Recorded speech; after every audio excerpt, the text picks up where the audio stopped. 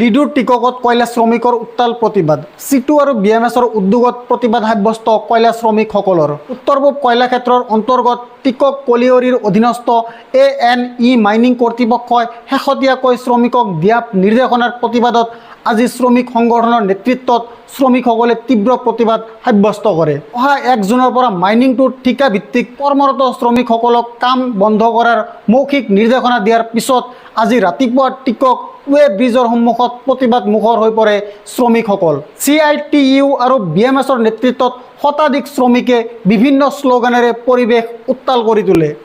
শ্ৰমিক সংগঠনৰ নেতৃত্বই মাইনিং কোম্পানীৰ এনে সিদ্ধান্তৰ তীব্ৰ প্ৰতিবাদ কৰি কল ইণ্ডিয়া কৰ্তৃপক্ষ আৰু অসমৰ মুখ্যমন্ত্ৰীৰ হস্তক্ষেপৰ কামনা কৰে।